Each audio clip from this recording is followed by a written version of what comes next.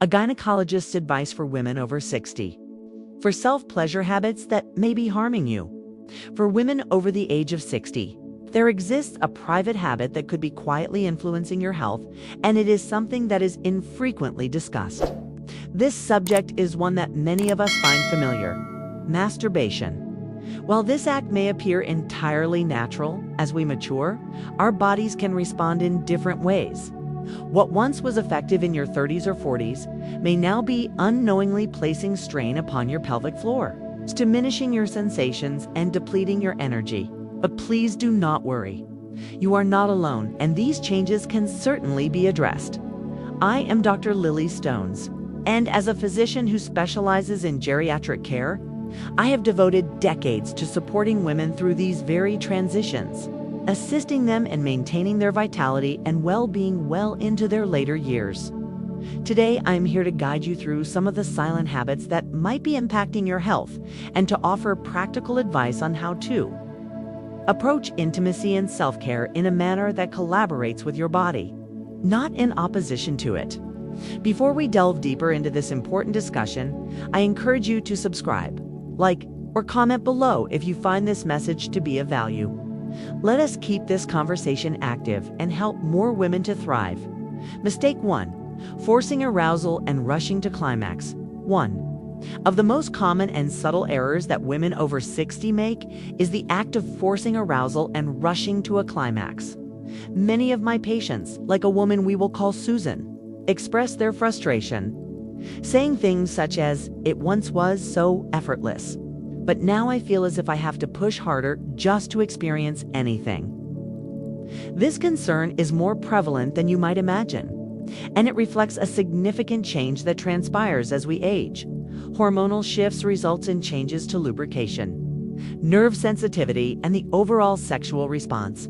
However, many women do not adapt their approach to self-pleasure, attempting to replicate the intensity and pace they once had in their younger years. Forcing arousal or rushing to reach a climax can inflict harm upon the delicate tissue in the vaginal and vulvar areas, leading to micro tears that can irritate the clitoris and strain the pelvic floor. Over time, this cycle can culminate in chronic discomfort, reduced sensitivity, and, in some instances, painful intercourse. I have seen women experience persistent dryness, pelvic discomfort, and even urinary issues without ever connecting it back to how they have been approaching self-pleasure. The key here is to cease compelling your body to respond in the way it did when you were younger. It is time to slow down and listen to what your body is communicating to you. This might entail taking more time, utilizing lubrication, and concentrating on the sensations rather than simply hastening toward an endpoint. Allow your arousal to build naturally without placing pressure on yourself or your body. Mistake 2. Relying too heavily on pornography and other. Mistake that can impact women's sexual health after 60 is depending too heavily on pornography for stimulation. I have had numerous patients, like a woman named Margaret, tell me that they cannot seem to feel anything unless they are viewing something online. Over time, your brain processes stimulation differently, especially as we mature. High-intensity content can overstimulate the brain's reward centers, making it challenging to respond to real-life intimacy in the same fashion. This desensitization can create a disconnect between your physical responses and your emotional or relational intimacy. What transpires is that your brain becomes habituated to the extreme, fast-paced stimulation that pornography delivers, resulting in a diminished capacity to feel satisfied with real-world touch and connection. This is not a matter of morality. It is a matter of biology. The overuse of pornography can rewire your brain, making it more difficult to enjoy physical closeness and intimacy with a partner. It may also lead to feelings of isolation, emotional disconnection, or even depression, which can affect your overall well-being. So, what can you do about this? Begin by reducing your screen time. Start exploring alternative ways to reconnect with your sensuality, such as through memories, fantasies, or reading erotica, which can assist you in rediscovering the pleasures of touch and connection without a dependency on screens. Your brain can adapt and regain its sensitivity. provided that you intentionally engage with real-life intimacy. Mistake 3. Masturbating too frequently. Now that we have discussed two of the most common mistakes, let's move on to a third, quieter mistake that can affect your overall energy and well-being. It might be the reason some women feel drained and lose interest in life without understanding why. Mistake 3 is masturbating too frequently for your age and energy levels. I recall a patient, let's call her Helen, who came to me one day clearly exhausted. She sat quietly for a moment before asking, "Is it possible I'm doing it too often?" At 71, Helen was generally in good health but was constantly tired, irritable, and unable to focus. Her sleep was disrupted and her interest in activities she once cherished, like gardening and attending her book club, had waned. She had attributed it to getting older. However, upon deeper investigation, we discovered something else. She was masturbating almost daily, sometimes more than once, believing it was helping her to relax. In reality, it was silently draining her. There is an assumption many women hold that an orgasm is always healthy and always a release. While this was often true in your 30s and 40s, the rules change after 60. Your body's hormonal recovery slows. Your nervous system takes longer to reset, and your energy becomes a more precious resource. Frequent orgasms, especially when you are already stressed, tired, or bored, do not always calm your body. Instead, they can deplete it. Masturbating too often when your system is already taxed can lead to hormonal imbalances, disrupted sleep cycles, and even strain on your pelvic floor, causing bladder urgency and frequent nighttime awakenings. This does not mean you need to stop entirely. In fact, some level of sexual expression is healthy at any age, but it should align with your body's current rhythm. The key is to listen, not push. For some women, reducing the frequency to once or twice a week leads to a noticeable boost in energy and emotional balance. When you stop treating your body like a machine and start treating it like a wise, responsive partner, everything shifts. You regain strength not by doing more, but by doing less with more care. Mistake 4, ignoring pelvic health and hygiene. Mistake 4 is a critical one. Ignoring pelvic health and hygiene during self-pleasure. I vividly remember a patient who came to see me with a subtle but nagging complaint. We will call her Alelanina. At 68, she was active and relatively healthy, but she had been experiencing recurrent urinary tract infections, UTIs, that she could not explain. She had not connected the issue with her solo habits, telling me, "I have always done it this way."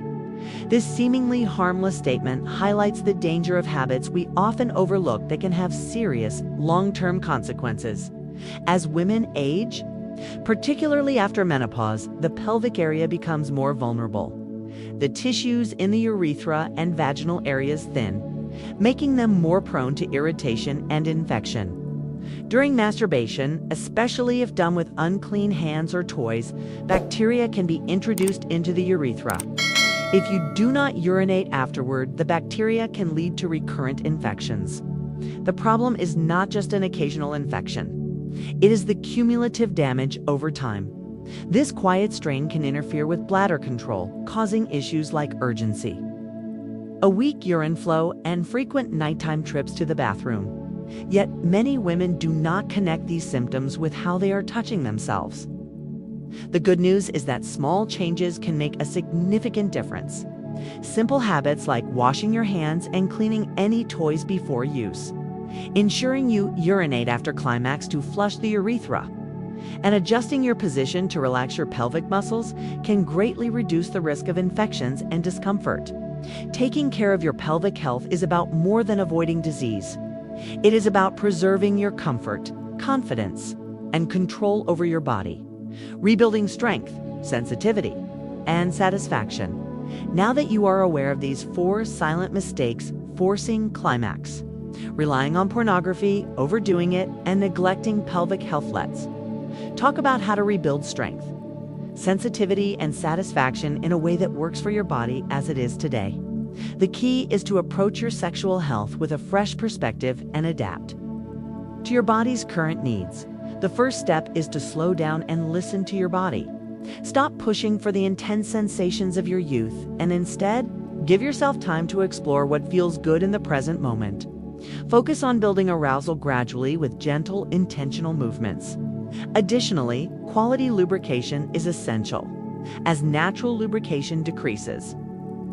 Using a water-based or silicone-based lubricant can reduce friction and make the experience more enjoyable. Another important shift is to let go of the pressure of needing to reach orgasm every time. By rethinking what pleasure means to you, you can open yourself up to a broader range of experiences. It is also essential to incorporate mindfulness into your routine. This means being present in your body, paying attention to your sensations, and creating an environment that fosters relaxation. Gentle pelvic floor exercises, such as Kegels, can also help strengthen the muscles that support your bladder and vagina, which can improve bladder control and enhance sexual pleasure. Remember that sexual health is about more than just the physical act. It is about maintaining your emotional well-being and nurturing the connection with your own body. If you have been struggling with feelings of isolation, it is important to address those as well by reaching out for support. Conclusion: a path to deeper connection as you move forward. Keep in mind that every positive change you make, no matter how small, contributes to your overall well-being. Aging is not a time of decline, but a time of deepened wisdom and understanding. By approaching intimacy with self-compassion and being attuned to the needs of your body, you are not just improving your sexual health, but also enriching your life in ways that extend far beyond the bedroom. If there is one thing I want you to take away from this, it is that your body still holds immense potential for pleasure, joy, and connection.